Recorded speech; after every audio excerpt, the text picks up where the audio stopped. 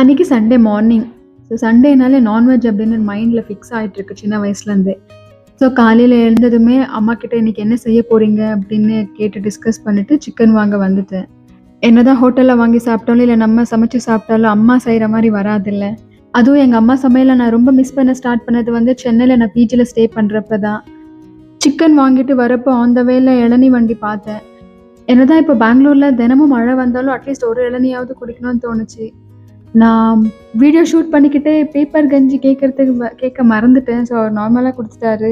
But இதை waste பண்ண எனக்கு விருப்பம் இல்லை. அதனால அதை சாப்பிட்டுட்டு நெக்ஸ்ட் முட்டை வாங்க போனேன். இது ஹோல்சேல் முட்டை கடை. ஸோ அவங்களோட ப்ரைஸ் எல்லாம் அங்கே போர்டில் எழுதி போட்டுருவாங்க. ஆக்சுவலாக நான் இங்கே வந்து காடை முட்டை தேடிட்டு இருக்கேன் உங்களுக்கு காட்டலான்னு. இங்கே வந்து காடை முட்டை வந்து ஒரு முட்டை 9 rupees அப்படின்னு மென்ஷன் பண்ணியிருப்பாங்க. இப்போ காணோம். ஆனால் எனக்கு ஒரு டவுட். காடை முட்டை அவ்வளோ ப்ரைஸியாக இருக்குது. ஆனால் அது வர்த்தா? அதில் ஏதாவது இன்னும் பெட்டராக ப்ரோட்டீன் கண்டென்ட் இருக்கான்ட்டு எனக்கு தெரியல. உங்களை யாருக்காவது தெரிஞ்சால் எனக்கு சொல்லுங்கள். இல்லை அது ஜஸ்ட் ஹைப் தானா அப்படின்னுட்டு. ப்ளஸ் அதோட டேஸ்ட் எப்படி இருக்கும்னு எனக்கு சொல்லுங்கள். அப்படியே அலுங்காமல் இந்த முட்டையை வாங்கிட்டு போய் வீட்டில் கொடுத்தேன். எப்போவுமே நான் ஏதாவது கடைக்கு போய் வாங்கினேன்னா அது எங்கள் அம்மா கிட்ட கொடுத்துட்டு நான் போய் என் வேலையை பார்த்துட்டு இருப்பேன். ஆனால் அன்றைக்கி என்னமோ தெரியல, எங்கள் அம்மா சமைக்கிற வரைக்கும் நான் கிச்சன்லேயே உட்காந்துட்டு இருந்தேன்.